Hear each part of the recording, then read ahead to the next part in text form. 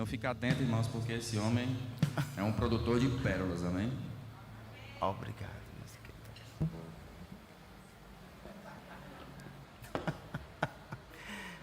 Thank you very much, my beloved brother.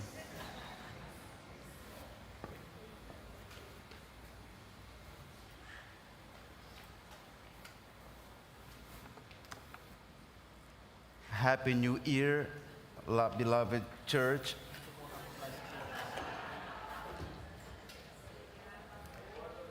I'm very thankful to be here. Wait a minute, please.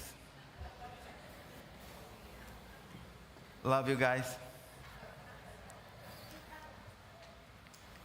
Se houver algum americano aí ouvindo pela Happy New Year lá no YouTube. Primeiramente, não é segundamente, né? É igual o nosso jargão, a piada interna lá da padeira. Primeiramente, eu quero agradecer meu pastor pela honra de ter me concedido o púlpito dele no primeiro culto do ano. O meu pastor acredita nas pessoas, viu? Ele acredita mais do que eu. He is very brave. Ele é muito corajoso. Ah, meu Deus. Eu queria só comentar algo sobre a nossa querida ministra de louvor, Carol. Ela insistiu muito em falar que Deus é bom. E uma coisa que me chama a atenção é porque Deus ele não tem problema de baixa autoestima. Deus ele faz questão de ser reconhecido como bom. Por quê?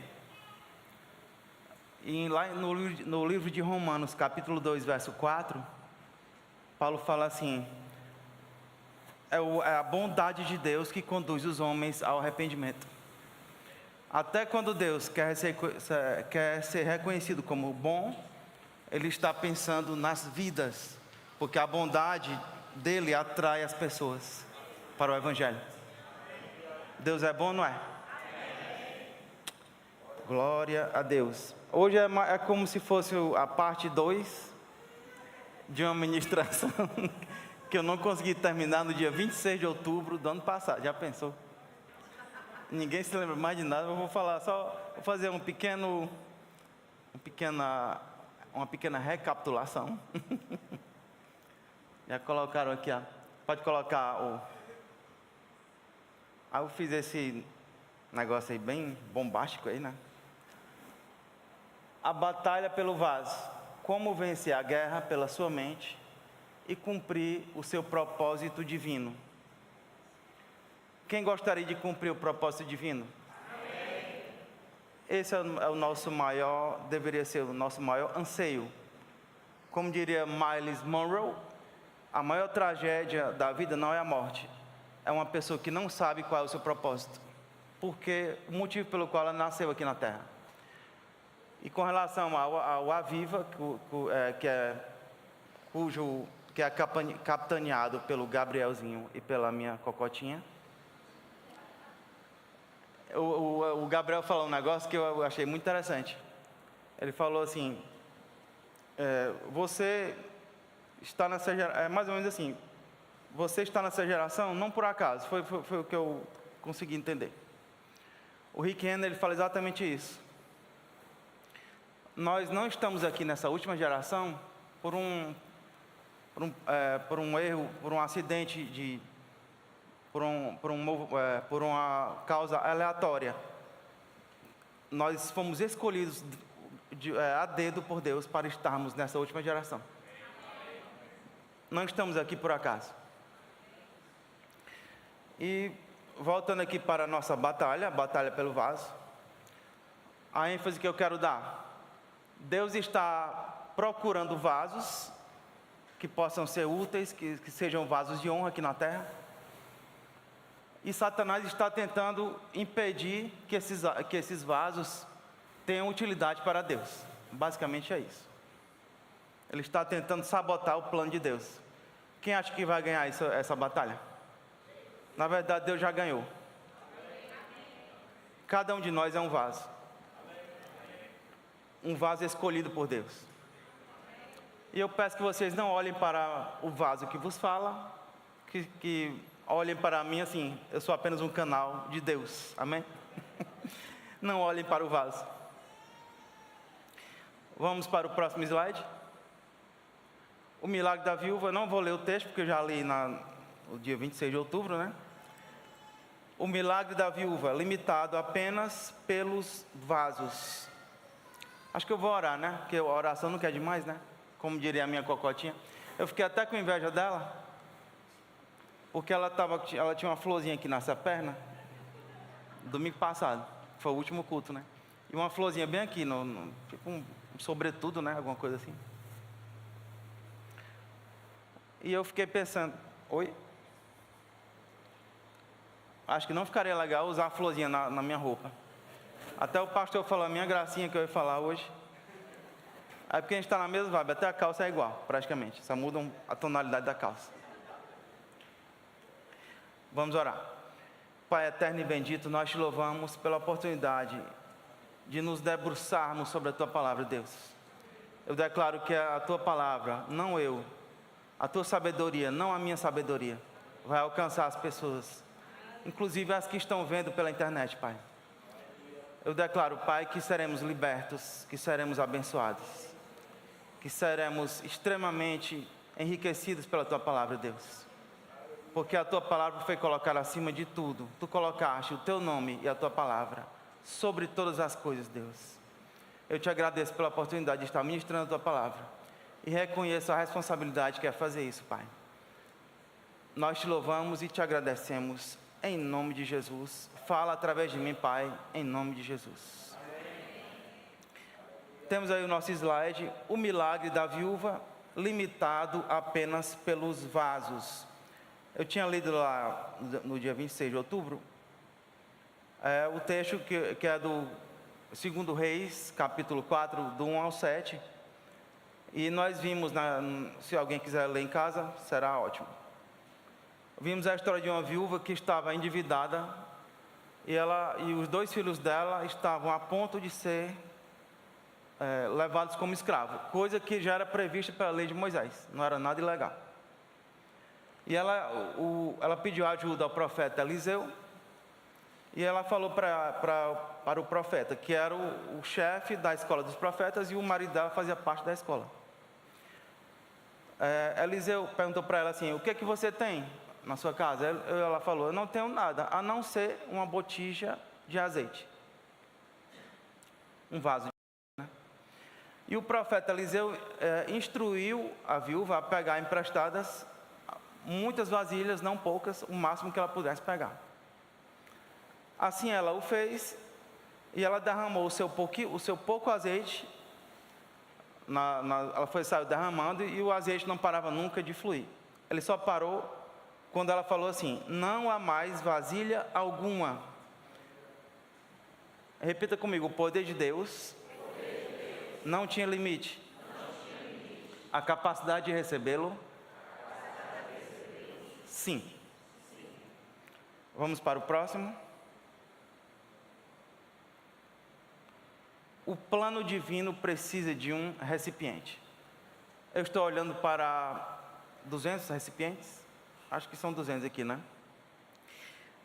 Muitas vezes pedimos a Deus por um milagre, ou por uma bênção específica, por alguma coisa da qual estamos precisando na nossa vida.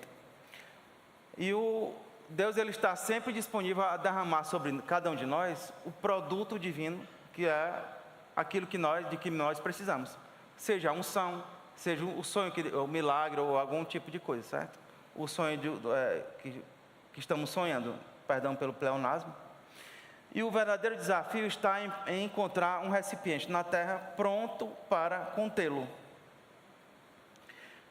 Diga para a pessoa que está ao seu lado novamente, o problema não está no óleo.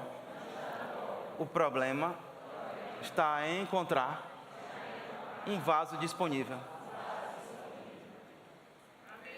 Vamos para o próximo. Lá vai o irmão com a pizza de novo. Todo mundo começa a ficar pensando numa pizza depois do culto. O valor está no conteúdo. Somos o recipiente para o tesouro de Deus. Quem é o tesouro de Deus? O Espírito Santo. Eu coloquei aqui o verso, mas depois eu vou explicar melhor. Temos, porém, este tesouro em vasos de barro, para que a excelência do poder seja de Deus e não de nós. Amém? Os dois pré-requisitos do vaso, eu já falei isso, é só para recapitular. Por favor, Mário. É o Mário que está lá? Próximo. Os dois pré-requisitos do vaso. Para que Deus possa derramar o seu óleo, a gente precisa, Deus ele só precisa de dois pré-requisitos, que são, eles devem estar limpos e vazios. Ou seja, assim como a caixa da pizza não precisa ser uma caixa muito sofisticada, folhada a ouro, o vaso, que somos nós, não precisa ser extraordinário, não precisa ser super brilhante, não precisa ter um QI acima de 100, nós só precisamos conter e guardar a unção, amém? E essa figura ela nos remete a uma pergunta. Somos nós que decidimos o que o recipiente vai conter. Ou ele vai armazenar o lixo de Satanás, ou ele vai armazenar a unção de Deus. Não existe como juntar as duas coisas. Elas são possibilidades mutuamente exclusivas. Ou você armazena aquilo que há de mais poderoso, que é a unção de Deus, ou então aquilo que o inimigo joga através da internet ou através de outras pessoas. E essa é uma decisão nossa. Agora vamos entender qual é o princípio que Deus estabeleceu ao criar o vaso. Vamos lá para Gênesis 1, 27. Gênesis capítulo 1, verso 27. Criou Deus, pois, o homem à sua imagem, a imagem de Deus o criou. Homem e mulher os criou. Você pode observar que ele criou homem e mulher simultaneamente. Não está falando de formar, está falando de criar. E como é a imagem e semelhança de Deus, sendo Deus um espírito, ele não tem um corpo, fica muito claro que Deus ele criou o espírito de Adão e de Eva. Vamos para o próximo. No verso 7 do capítulo 2. Então formou o Senhor Deus ao homem do pó da terra e lhe soprou nas narinas o fôlego de vida. E o homem passou a ser alma vivente. Aqui ele formou Adão, certo? E no verso 21... Pronto. Próximo verso, por favor. Então o Senhor Deus fez cair pesado sono sobre o homem, e este adormeceu. Tomou uma das suas costelas e fechou o lugar com carne. Verso 22. E a costela que o Senhor Deus tomara ao homem, transformou-a numa mulher e lhe a trouxe. Pronto. Deus ele criou Adão e Eva simultaneamente, mas ele formou o homem primeiro e depois ele formou a mulher. Ele formou Adão no capítulo 2, verso 7, e formou o homem no capítulo 2, versos 21 e 22, depois que tinha formado Eva. A pergunta que eu tenho para vocês: por que Deus formou o homem primeiro? E a segunda pergunta: por que ele não utilizou a mesma metodologia para criar Adão e Eva? Dizem que Deus criou o homem primeiro porque a mulher, se tivesse sido criada primeiro, ela ia dar muito pitaco. Imagine aí a Eva aqui olhando, né? E Deus fazendo um bonequinho lá de Adão. Aí ela ia ficar dando pitaco, falando assim, ó: Senhor, será que dá para colocar mais um peitoral? Ou mais um bíceps, né? Alguma coisa assim, né? Dá para deixar a perna mais grossinha? Tipo, geralmente os homens não têm a perna muito grossa, né? Mas é brincadeira, viu? A resposta para as duas perguntas é só uma. Tudo que Deus faz tem um propósito. Adão, quando Deus criou Adão, ele criou um bonequinho de barro, fez lá tudo direitinho, depois assoprou nas narinas dele. Quando foi criar Eva, aliás, ele pegou da lateral de Adão, pegou uma costela, retirou. No caso, todo mundo entende que quando você precisa tirar alguma coisa de um corpo aquele corpo vai sangrar? Sim ou não? Deus deu um sossega-leão a ele caiu em profundo sono. E Adão passou por uma cirurgia, uma anestesia geral. Ele teve que derramar seu sangue. Para quê? Para conquistar a sua noiva, certo? Tudo que a Bíblia fala, ela aponta sempre para Jesus. Se você olhar de Gênesis a Apocalipse, Jesus está presente em todos os livros da Bíblia. Porque a Bíblia é cristocêntrica. E o que é que Deus está falando com a gente agora, nesse momento? Da mesma forma como Adão precisou derramar o seu sangue para conquistar a sua noiva, Jesus também, ele precisou derramar o seu sangue para conquistar a sua noiva, que somos nós. Amém?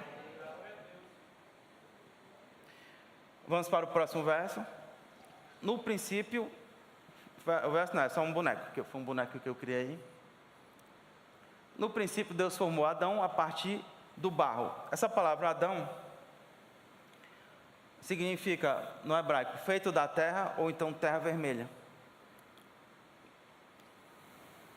A palavra humano no latim significa espírito dentro do barro, certo? Quando Deus criou a terra, Ele formou o homem a partir do barro. Ele assoprou nas narinas de Adão. E o resultado foi o quê? Um espírito contido dentro de um vaso de barro, de um corpo de barro, certo? Diga para a pessoa que está ao seu lado: você é um espírito que habita em um corpo feito de barro. Quando alguém morre, se ela não conseguir alcançar o arrebatamento, o corpo volta para o barro e o espírito volta para Deus, se ela for nascida de novo, certo? Ou seja, o espírito vive eternamente, o espírito que é nascido de Deus, nascido de novo. E Deus disse para Adão e Eva, vamos aqui para o próximo slide.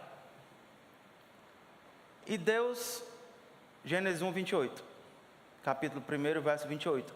E Deus os abençoou e lhes disse: sede fecundos, multiplicai-vos, enchei a terra e sujeitai-a, dominai sobre os peixes do mar, sobre as aves dos céus e sobre todo animal que rasteja pela terra. O que é que o verso está dizendo? Adão foi criado para ter domínio sobre a terra e sobre todos os animais, para sujeitar a terra e dominar todos os animais. E ele dá uma ênfase, e sobre todo animal que rasteja pela terra. A serpente estava incluída aqui ou não? Sim. E é bom observar que Deus, ele criou a terra não para Deus dominá-la. Deus criou a terra para o homem dominá-la. Amém? O homem depois entregou o domínio a Satanás, e é por isso que muita gente não entende por que acontece tanta desgraça na terra, inclusive os tsunamis, né? Mas é porque o domínio foi entregue. Não vou falar sobre isso, mas é só para deixar bem claro que Deus é bom e pronto, e ponto final. Adão tinha autoridade sobre a serpente, sim ou não? Autoridade significa poder delegado. Deus, ele delegou o poder dele e outorgou a Adão. Adão, você tem domínio. Ele falou no imperativo: tenha domínio. Amém? E o que me chama a atenção aqui é o seguinte: Deus, ele só concede domínio a espíritos que estão contidos no barro. Aqui na terra não existe outra forma. O sonho de Satanás é ter um corpo. Por isso é que ele vive tomando de conta de algumas criaturas, né? Aí ele começa a provar tudo que não presta. E Deus, ele só concede domínio a espíritos que estão contidos no barro, em um corpo, em um vaso. E Deus, ele precisou esperar 42 gerações, a partir de Abraão, para conseguir enviar Jesus. Foram 14 gerações de Abraão até Davi, 14 gerações de Davi até o cativeiro babilônico, e 14 gerações do cativeiro babilônico até Cristo. 42 gerações.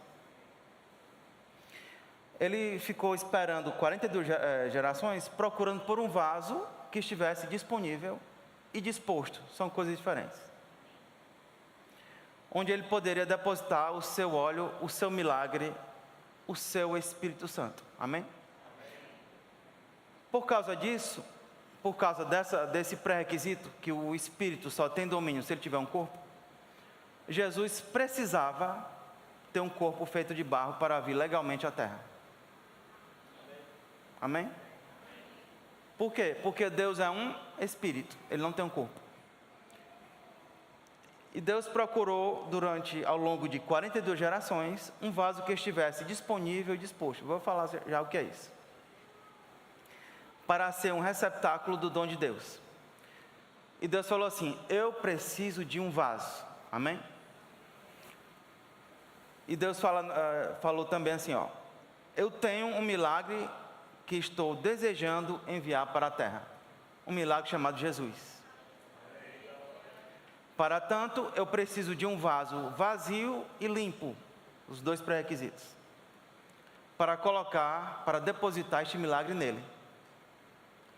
Então Deus encontrou uma garotinha, uma judia virgem chamada Maria.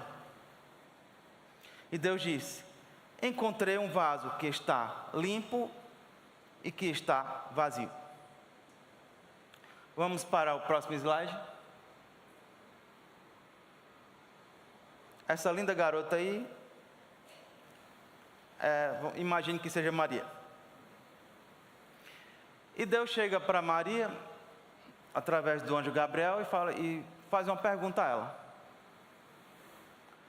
você poderia me emprestar o seu corpo por 40 semanas, garotinha? Eu falei semanas porque é o mais moderno, né? Todo mundo fala 9 meses, né?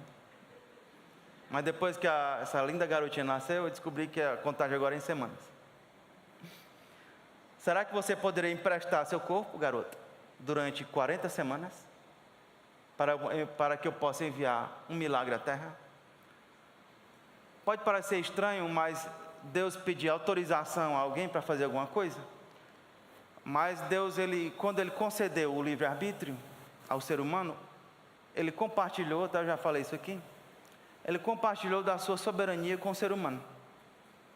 A nossa soberania não é igual à soberania de Deus, porque nossa soberania não significa independência. Nós temos contas a prestar com Deus. Mas Deus, Ele não invade a soberania humana. A pessoa pode viver do jeito que ela quiser aqui a vida inteira. Deus não vai pegar, vai botar o pé no pescoço dela e vai obrigá-la: você tem que reconhecer Jesus como seu Senhor. Nunca Deus vai fazer isso. Diga para a pessoa que está ao seu lado: Deus é um perfeito cavalheiro. E Deus falou assim: tudo de que preciso é um vaso. E Ele falou para Maria, mais ou menos assim: eu sei que você não se acha grande coisa, garotinha, sem mim, né? Mas o que eu estou a ponto de fazer através de você vai te deixar de boca aberta. Maria não tinha noção da grandeza que estava por acontecer através da vida dela. Amém? E o texto fala, Lucas capítulo 1, verso 38. Disse então Maria: eis aqui a serva do Senhor, cumpra-se em mim segundo a tua palavra. E o anjo ausentou-se dela. Toda vez que eu leio esse texto, eu só me lembro de uma conversa que aconteceu entre Isaías e Deus, lá no capítulo 6 do livro de Isaías. Deus chega para Isaías e pergunta assim: a quem enviarei, hein, Isaías? Quem há de ir por nós, hein, Isaías?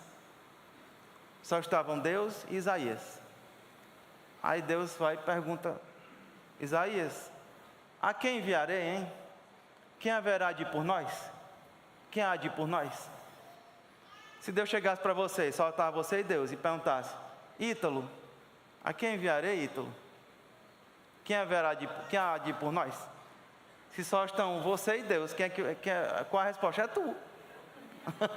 É tu, Ítalo. Vai que é a tua, Tafarel. Se fosse o Isaías versão 2026, talvez ele falasse assim: a quem enviarei, em Isaías, a ele? Eis-me aqui, Senhor. Ele respondeu bem direitinho, né? Envia-me a mim, né? Só que se fosse na versão 2026, talvez ele falasse assim: eis-me aqui, Senhor, mas envia aquele ali. Quem já ouviu essa conversa? Todo mundo diz que está: eis-me aqui, Senhor, mas na hora de envia aquele ali. Porque não é fácil, né? E Maria falou assim, ó, aqui está a serva do Senhor. Quando Maria falou, aqui está, ela estava falando para Deus assim, estou disponível. Amém? E quando ela falou, que se cumpra em mim, segundo a tua palavra, ela falou, eu estou disposta. Eu empresto o meu corpo para que o Senhor cumpra o propósito que o Senhor quer. Glória a Deus. Deus é bom, não é? Não sei se você se lembra que eu falei no dia 26 de outubro. Que o valor não está na caixa. Aquela analogia da pizza, né? É a pizza que atribui valor à caixa. A caixa custa R$1 e pouco, sei lá. Se bem que com a inflação deve ter aumentado. De lá para cá, acho que está mais de R$2. É o produto que atribui valor à caixa. Amém? Quem atribui valor a Jesus é Maria ou é Maria que atribui valor a Jesus ou é Jesus que atribui valor a Maria? Jesus, porque ele é o conteúdo. O conteúdo atribui valor à embalagem, certo? Por esse motivo nós honramos Maria. We honor Mary.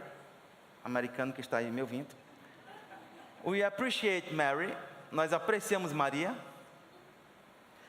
Mas nós não deificamos Maria. Maria não é deusa, nós não endeusamos Maria. Nós não tratamos Maria como deusa. Por causa disso, nós não oramos a Maria, porque ela não é uma deusa. Diga para a pessoa que está ao seu lado, Jesus é Deus. Jesus é o nome que está sobre todo nome. Em 1 Timóteo 2,5, eu não coloquei aqui. Paulo fala assim, porque há um só Deus e um só mediador entre Deus e os homens. Não dá tempo para falar aqui, porque senão vai sair muito do... Por que Jesus é o mediador? Porque a aliança que foi feita, a nova aliança, que é a aliança eterna, que é a última, ela foi feita entre Jesus, homem, tinha que ser um homem, porque ele precisava derramar o seu sangue, e Deus no céu. Uma aliança dessa não pode ser quebrada. Por que Jesus precisou entrar como mediador? Porque a nossa justiça não era suficiente para fazer essa aliança diretamente com Deus, porque ela é muito superior. É uma aliança superior, baseada em superiores promessas. Nenhum homem seria capaz ou teria justiça suficiente para fazer essa aliança diretamente com Deus. Por isso foi necessário um mediador. Jesus Cristo, homem. Porque o homem, porque era necessário derramamento de sangue. Então, nós honramos Maria, nós somos gratos a Deus porque ela estava pura e vazia de coisas do mundo, né? E Deus pôs um milagre nele. Então, o que nós aprendemos aqui? Jesus veio de forma legal. Por isso que ele falou que entrou pela porta. O ladrão pulou a cerca, digamos assim. Mas Jesus entrou pela porta. Ele não entrou de forma ilegal. Quando Jesus andava pelo templo, ninguém conseguia discernir. Ele é o Messias? Ele era uma pessoa comum. Não tinha, é igual a caixinha da pizza. Se você olhar para a caixa de pizza, ela não tem nada de beleza. Nem formosura. É só uma caixa.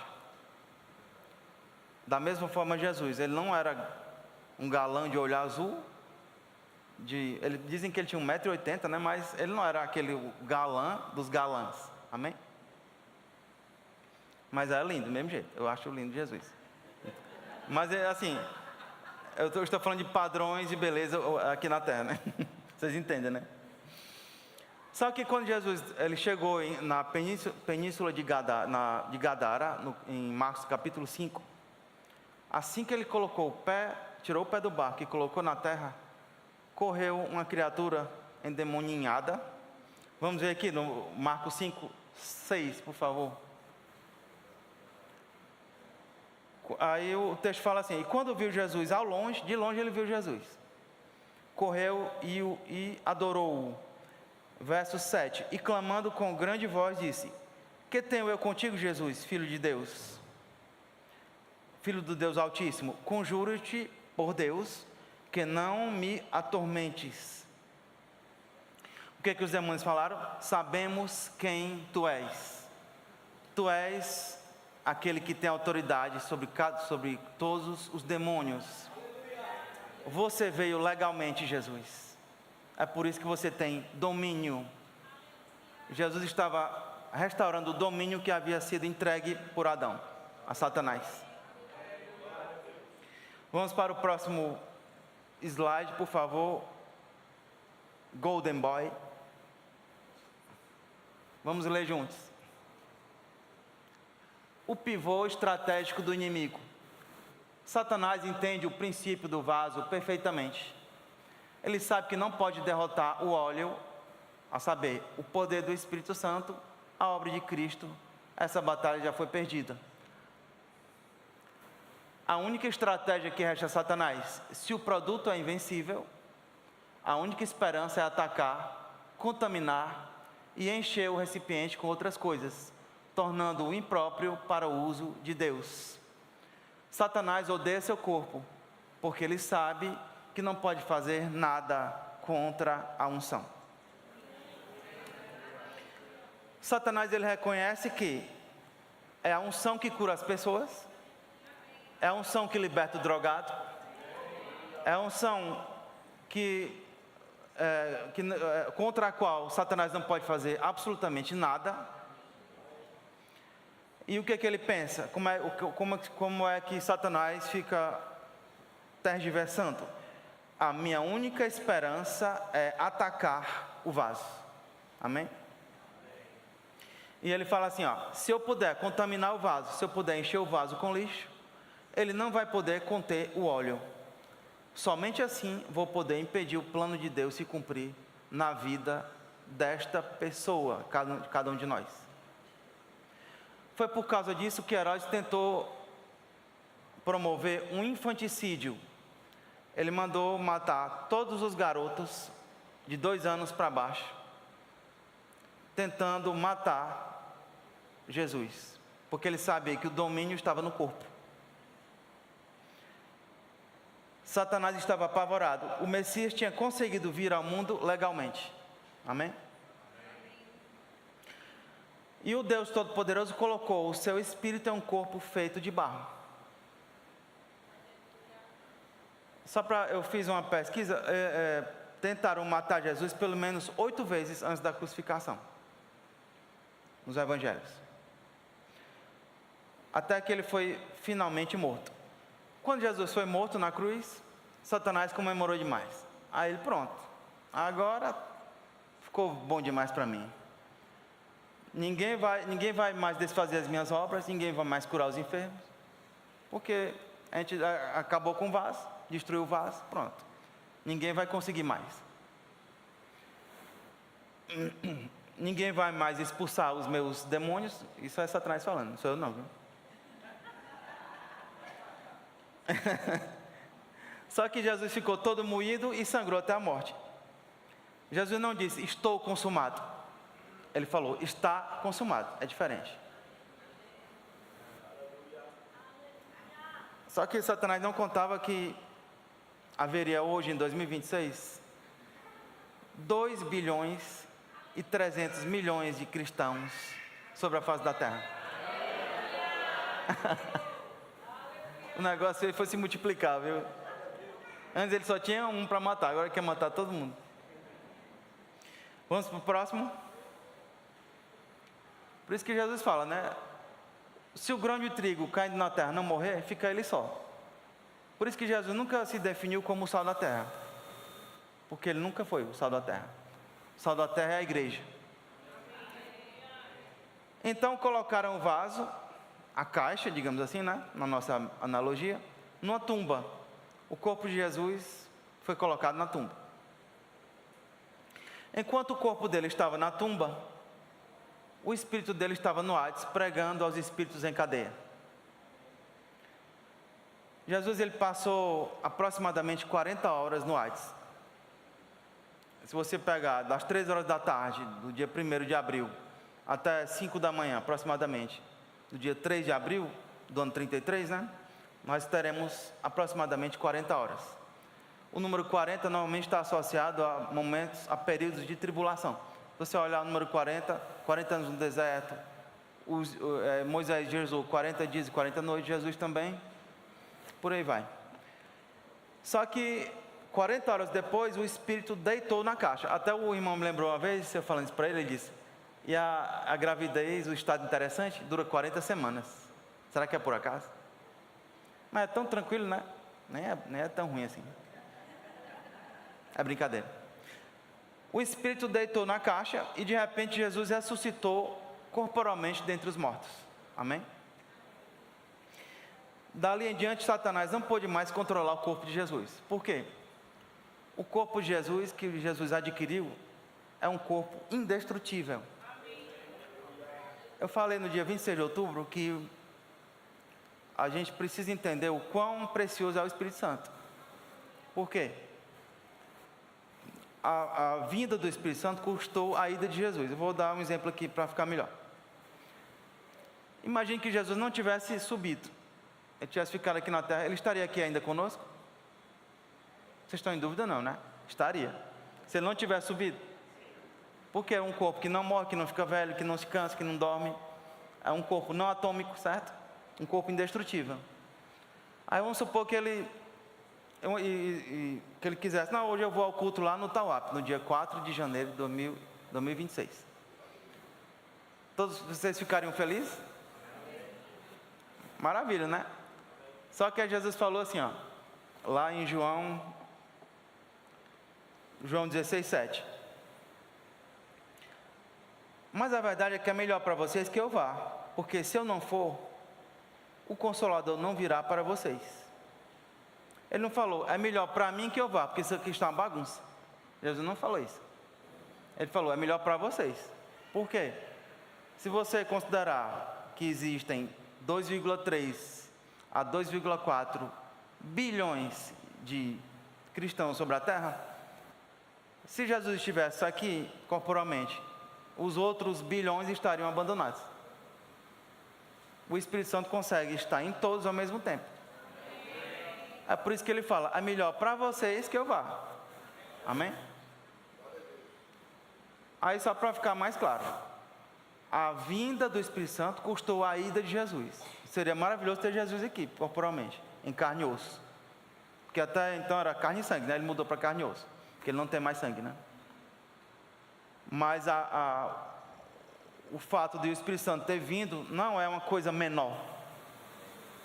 Ela tem o mesmo peso, o mesmo valor. É o outro Consolador, amém?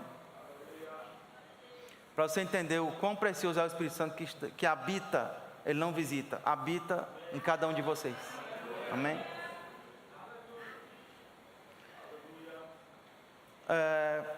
Quando Maria ficou em estado interessante, você sabe o que é estado interessante? Duas coisas mudaram nela. Ela mudou a forma de andar, ela começou a andar assim, com a mão nas costas. A minha barriga está parecendo de uma mulher em estado interessante, né? E o segundo, uma mulher em estado interessante, ela não ingere qualquer coisa. Ela fica toda cuidadosa. Pode ser até uma coisa bem simples, a pessoa, não vou provar isso aí, porque pode ser que interfira no milagre que está dentro de mim. Maria ficou toda cuidadosa, né? Onde é que eu quero chegar? Se uma pessoa tem dificuldades de largar alguma coisa, tipo vícios, né? Seja qual for. Se ela tem Jesus dentro dela, mesmo tendo nascido de novo, ela tem dificuldade de largar certos vícios. O milagre que está dentro dela, que é o Espírito Santo, pode expulsar qualquer tipo de vício. Mesmo a pessoa sendo nascida de novo, ela pode ficar tendo problema com isso. Se você está me ouvindo pela internet, Jesus pode expulsar. O Jesus que está dentro de você pode expulsar. E Ele tem todo o poder para fazer isso. Expulsar esse vício da sua vida. Em nome de Jesus. Provérbios 4:23. Vamos deixar o nosso amado Jesus aí descansando. sobre tudo que se deve guardar, guarda o teu coração, porque dele procedem as fontes da vida. Vocês já ouviram alguma pregação falando sobre olho d'água? Olho d'água. Já ouviram alguma vez? Faz tempo, né? Faz uma semana.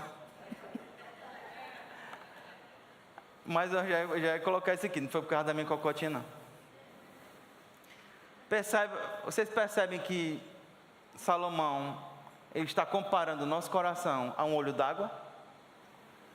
Porque Satanás, ele sabe disso. Se ele contaminar o coração, o olhinho d'água, ele vai contaminar todas as fontes da vida. Ele sabe muito bem disso. Ele sabe que a unção está procurando vasos. Mas se a pessoa não está limpa e vazia, a unção vai passar por cima de você. Ó. Você não, de alguém, hipoteticamente, você não. Todo mundo aqui está limpo e vazio. Vazio das coisas do mundo. E quando acontece isso, é lamentável, mas a pessoa era a primeira escolha de Deus.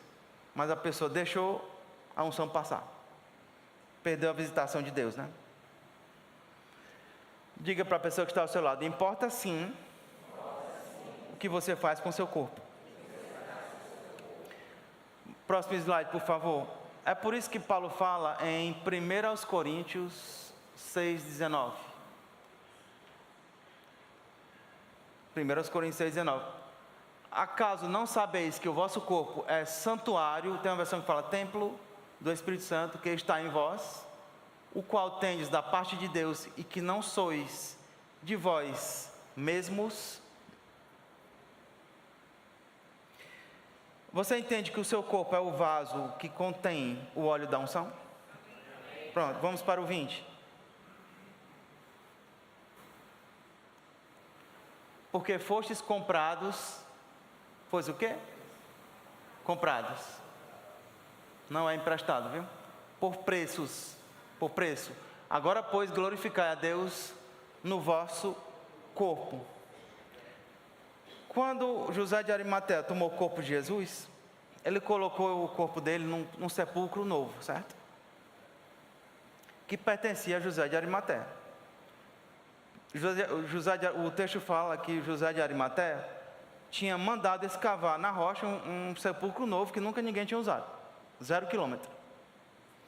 Isso foi até profeticamente registrado em Isaías 53:9, que ele fala assim, no final do verso, ele fala: colocado no túmulo de um homem rico, certo? Diga para a pessoa que está ao seu lado: era um túmulo emprestado? Eu pergunto a vocês: será que Jesus não tinha dinheiro para comprar um túmulo? Estava com dificuldade financeira? Não, né? Jesus era o quê? Um judeu. Como todo bom homem de negócios, ele pensou: por que eu deveria comprar um sepulcro que eu irei usar por apenas 40 horas? Jesus não comprou porque ele não quis, ele tinha dinheiro para fazer isso. Só que o verso 1 Coríntios 6:20, ele está falando: porque fostes comprados. Jesus não tomou você emprestado. Ele comprou você.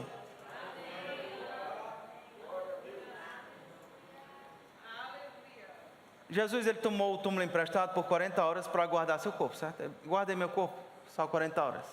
José de Arimateia. Mas ele comprou você. Só que ele não comprou você por dinheiro.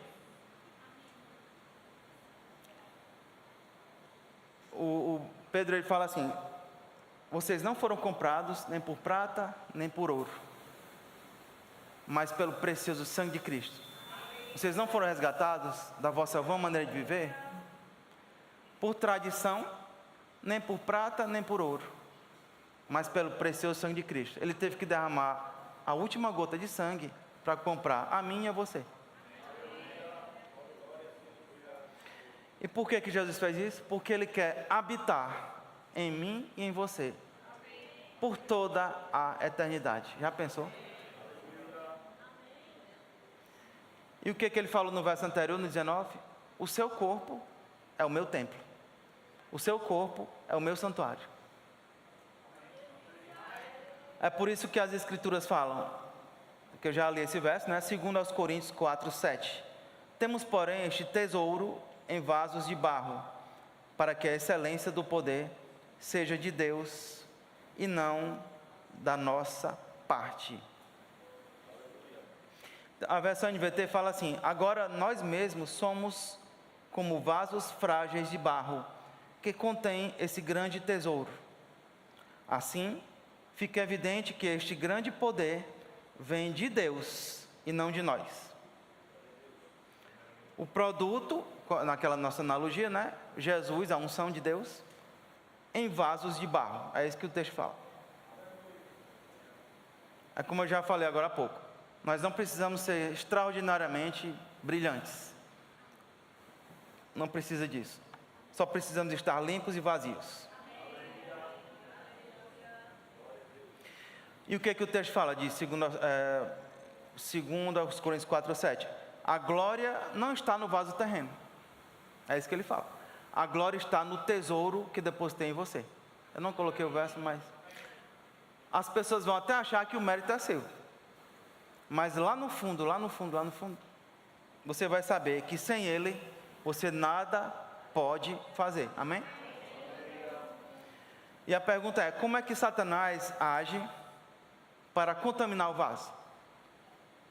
Eu queria aqui sair um pouco do óbvio, que a gente não estou falando de coisas muito cabeludas, não. Estou falando de pensamentos que ele vai colocar, que ele tenta colocar em nossas mentes, o tempo inteiro.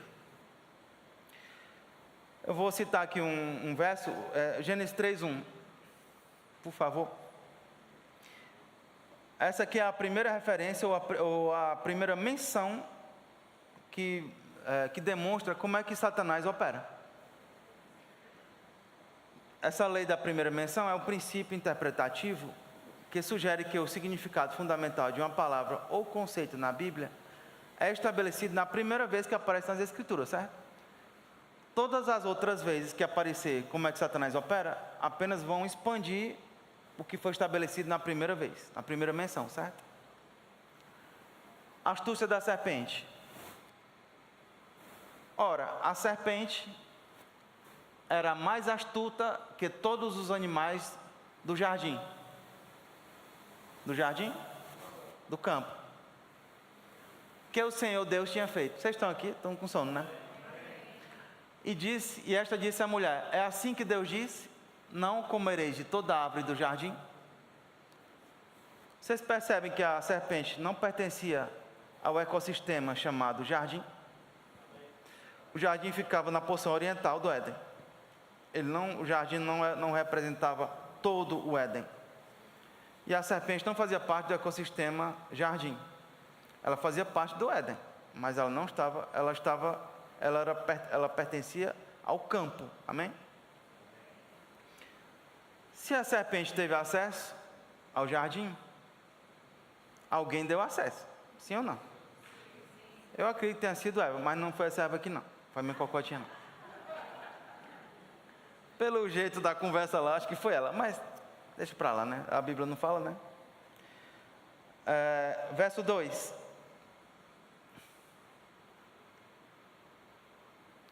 Respondeu-lhe a mulher: do fruto das árvores do jardim podemos comer. Verso 3. Mas do fruto da árvore que está no meio do jardim, dele não comereis, nem tocareis nele, para que não morrais. Vocês percebem que a Eva não sabia nem dizer o nome da árvore? É uma árvore que está lá no meio do jardim. Ela nem sabia dizer o nome da árvore. Satanás sabia, que se você falar, você vai ver que ele vai dizer o nome certo da árvore. Vamos para o próximo. Mas antes de ir para o próximo, volta só um pouquinho, meu querido. Gabrielzinho, Golden Boy. You are so golden. Aí Eva também inverteu aqui o negócio, ó.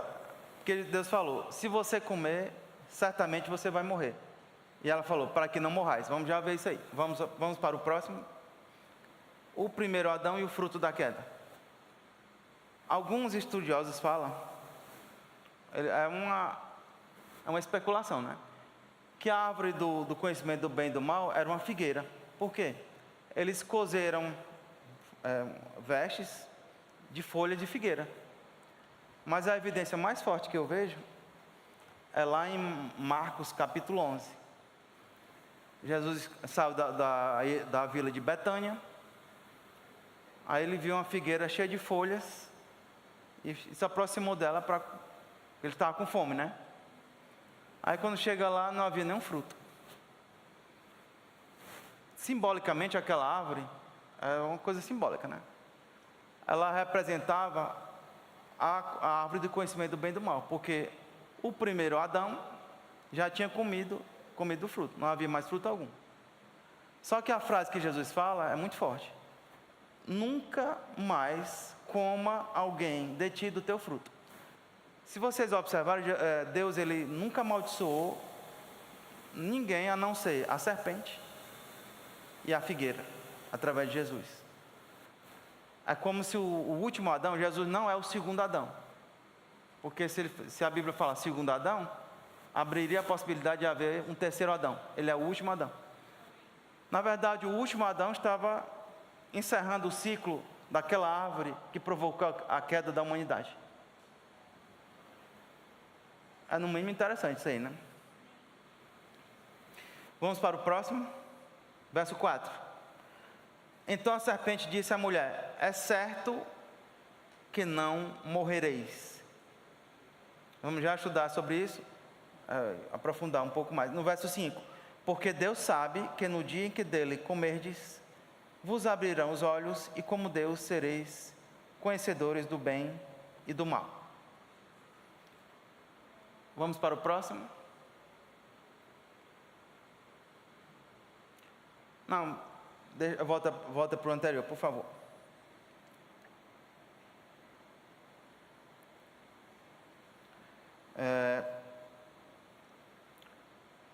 Se você observar, só um minutinho. Mais na frente a gente aprofunda isso aí. Vamos para, por favor, Gabrielzinho, 1 Timóteo 2,14.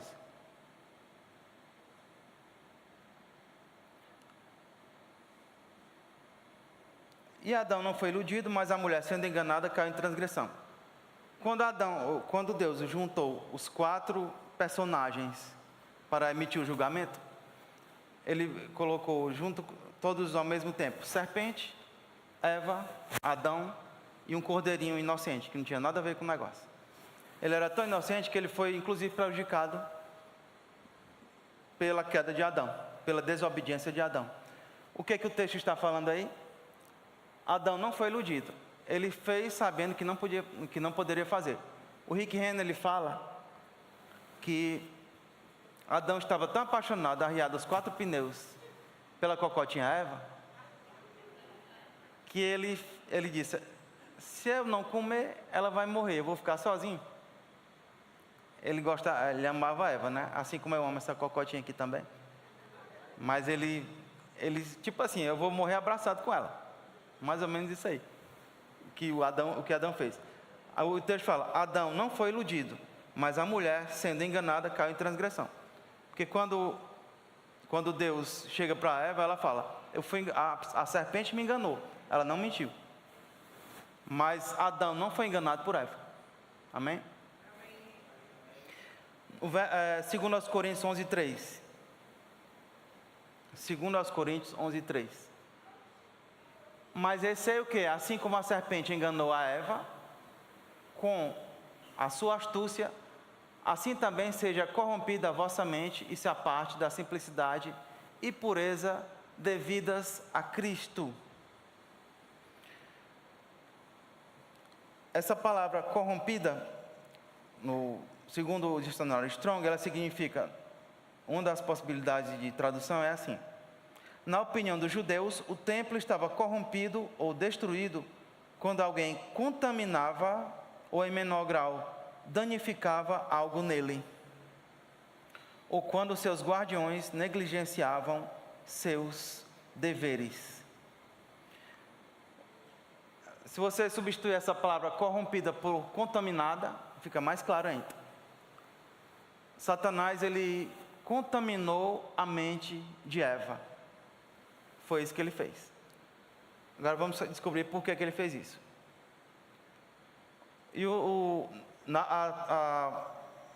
dicionário Strong fala que nós somos os guardiões, quando havia essa contaminação do templo, os guardiões negligenciavam seus deveres.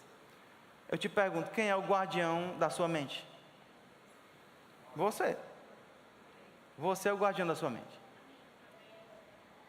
O que a gente aprende aqui? Se a gente negligenciar os deveres de guardar a nossa mente, Satanás vai contaminar a nossa mente. Ele não vai em nome de Jesus, mas ele vai tentar. Próximo slide, por favor. A arena da batalha. Efésios 6:12. Porque a nossa luta não é contra o sangue e a carne, mas contra os principados e potestades, contra os dominadores deste mundo tenebroso, contra as forças espirituais do mal nas regiões celestiais. Não adianta enfiar a cabeça na terra e fingir que não existe uma luta. Existe uma luta, só que não é. Uma vez a gente estava num evento de uma igreja bem conhecida, ali na beira-mar, ali naquele Ponta-Mar Hotel. Aí eles estavam fazendo tipo uma dinâmica. Eles pegavam a armadura lá de Efésios, a partir do verso 11, né? Aí fica, agora pegue a espada do Espírito, e tchá, agora coloque o capacete da salvação, tchá, aí fazendo. Não é isso. Aí quando eu vi aquilo ali, vamos embora? Esse negócio aí está muito, parece coisa de criança. Ai, meu Deus. E o povo todo empolgado fazendo esse negócio, uma multidão fazendo. Eu não entendia muita coisa da palavra não, mas sabia que aqui estava sem pé nem cabeça. E qual é a arena da batalha? Da batalha, né? A sua mente. A luta espiritual não é a luta de poder. Satanás, ele sabe que não pode medir força com a gente. Ele nem poderia ter feito isso com Eva. Na verdade, Satanás, ele chegou sorrateiramente e contaminou a mente dela, porque ela não tinha o domínio, porque o verso não fala, o que eu li com vocês, né? E domine sobre todos os animais, os peixes do mar, e sobre todo ser que rasteja, todo réptil, né, que rasteja sobre a terra. Ou seja, ele não chegou tentando medir força, não era uma batalha de poder, era uma batalha de astúcia. E Jesus fala lá em Lucas 10:19 que ele nos deu autoridade sobre todo o poder de Satanás. Satanás não tem autoridade, só tem poder. Nós temos autoridade. Autoridade é o quê? Poder delegado. Ele não pode ficar questionando a nossa autoridade, porque a nossa autoridade não vem de nós.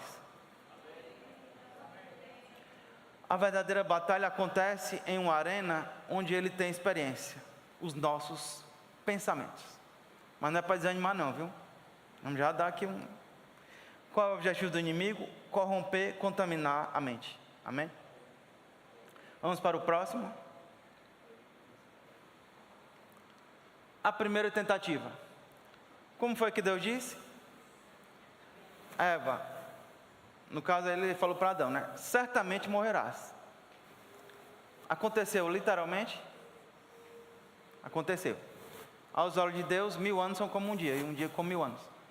Adão morreu com 930 anos, então foi exatamente no dia em que ele comeu, né? Aos olhos de Deus, sim. O interessante é que a Bíblia não revela com quantos anos Eva morreu. Por quê? Para deixar bem claro, eu fiz aliança com Adão. Ele fez porque quis. A única mulher que tem a sua idade revelada, porque as mulheres não gostam de revelar a idade, aí Deus respeita, né? Foi Sara, ela morreu com 130 anos. E aqui nós temos o modus operandi do inimigo. Deus falou, certamente morrerás. E o que Eva absorveu? Para que não venhas a morrer. Parece a mesma coisa, mas ela já está se afastando daquilo que Deus afirmou categoricamente. É igual eu chegar para alguém, se você colocar o dedo na tomada, menino, você vai morrer. Eu vou falando para uma criança, né? Se bem que agora as tomadas nem permitem mais choque, mas só para efeito didático, né? Mas se eu falar assim, menino, se você não colocar o dedo na tomada, você não vai morrer. Não necessariamente. Apesar de que a única opção que havia naquele momento era aquela. Mas você vê a única opção de morte. E ainda tem um detalhe. Adão e Eva tinham que crer pela fé que alguém poderia morrer. Eles nunca tinham visto ninguém morrer. Nem um bicho, nada. Nem eles tinham morrido, né? Eles eram vivos eternamente. Aí como é que você chega para alguém... Olha, se você não... Deus falando para ele, como é que ela tinha que usar a fé dela? Olha, Adão, se você comer, você vai morrer. Aí ele, morrer? É igual o pessoal do milênio. O pessoal que entrar no milênio, que não for, que eles escapar da tribulação, que não for a igreja, eles vão começar a ter filhos e os filhos não vão saber o que é morte, o que é doença. É por isso que Satanás, no final do milênio, vai enganar uma multidão como a areia do mar. Porque as pessoas não vão saber o que é sofrer no milênio. E a brecha que Eva deu, a falta de precisão no que Deus havia falado. Essa falta de precisão abriu a porta para o engano. O diabo percebeu que ela não tinha a mesma convicção que Deus havia transmitido para Adão. E Adão não passou direito para ela, então ela ficou assim, ela ficou vulnerável, digamos assim. Vamos para o próximo. Anatomia do engano. Satanás ele fez três tentativas para derrubar a humanidade. A primeira, questionar a clareza. Foi assim mesmo que Deus disse? Ou seja, ele introduz a dúvida sobre a palavra de Deus. Será que é assim mesmo? Ele ainda faz isso hoje. Sugerindo que ela pode ser mal interpretada ou que não é absoluta. Não, isso não é bem assim não. Você pode mudar, depende da cultura. Os tempos agora são outros. A Bíblia é muito antiga, muito ultrapassada. Só que não, né? A segunda tentativa, negar as consequências. O Satanás falou, é certo que vocês não morrerão. Ele pode ver que ele foi escalando o negócio. Ele começou ali, será que foi assim mesmo? Aí depois ele já falou o contrário do que Deus disse, né? É certo que vocês não morrerão. Ele contradiz diretamente a advertência de Deus.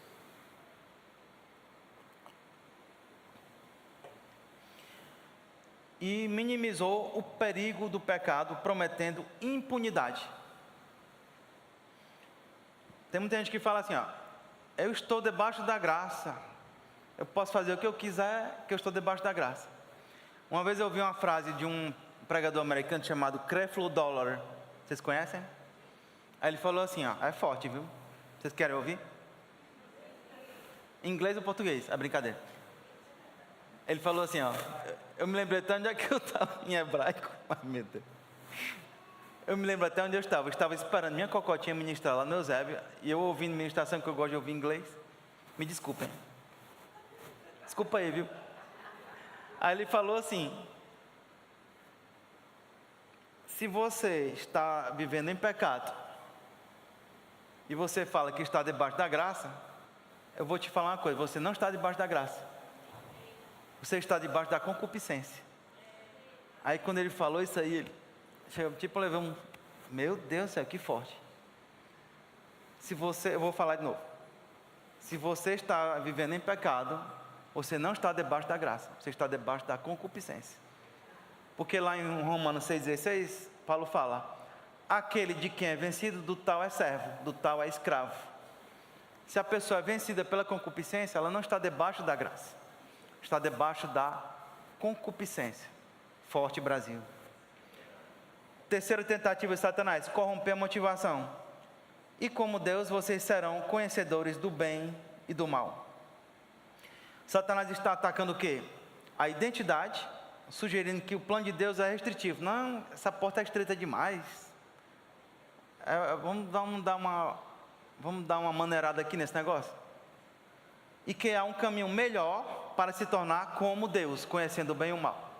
Ele distorceu a palavra dizendo e dando a entender que Deus é tipo uma pessoa muito rigorosa, muito Caxias. Deus não é assim. Vamos para o próximo. Nossa defesa. Vestindo toda... Olha, eu estou lendo o slide errado. Mas eu vou só citar aqui, porque eu esqueci de colocar o slide. Eu coloquei uma criatura toda vestida com armadura. O que Paulo fala? Vocês têm que vestir toda a armadura de Deus, certo? Vocês já atentaram para o fato de que nenhuma das peças da armadura protege a retaguarda? Assim, se você considerar a couraça, não, ela protege, mas assim, especificamente não existe nenhuma parte da armadura para a sua retaguarda. Por quê? Deus, ele não tem prazer naqueles que retrocedem. Na mente de Deus, nós só temos, ou nós só iremos avançar. Ele não criou nada. Não, se vocês voltarem, vai haver alguma coisa para proteger. Na mente de Deus não existe isso. E qual foi a diferença? Por que Paulo fala, ele insiste tanto nessa questão de vestir toda a armadura? Porque não basta conhecer partes da palavra. Precisamos vestir toda a armadura, para não deixar brechas como Eva deixou. É fundamental isso aí. Aí vamos ver se essa questão. Eu coloquei essa imagem aqui representando Eva, com a interrogação bem grande no meio, e aqui essa outra imagem dourada representando Jesus. Por quê? A vulnerabilidade de Eva não estava na ignorância total. Ela conhecia parte da palavra, do que Deus tinha falado. E o diabo, ele explora as nuances daquilo que a gente não tem precisão. Essa imprecisão é que é perigosa. Ele explora nuances e as meias verdades. A nossa maior defesa é um conhecimento exato da palavra. Nunca é demais conhecer a palavra. É proteção para nós.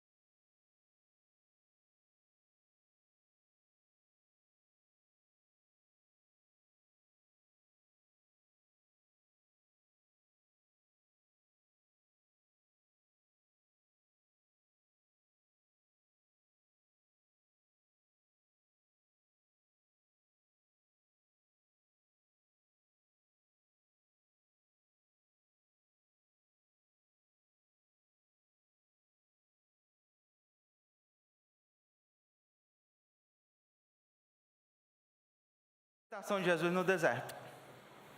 Assim que terminou, aí Lucas registrou isso aqui, ó. Passadas que foram as tentações de toda sorte. Por isso que eu digo que não foram apenas 3, de toda sorte, né? Apartou-se dele o diabo até momento oportuno. Diga para a pessoa que está ao seu lado: Satanás não tira férias. Quem fala isso é meu amigo Raimundo Romildo Soares, conhecido também como R.A. Soares, que ele fala assim, ó: o diabo não tira férias. O que significa isso? Ele está o tempo inteiro, ele não dorme, atrás de uma oportunidade de nos contaminar. Amém? Só que se você olhar Hebreus 4,16, nós temos o antídoto dessa diligência de Satanás aqui.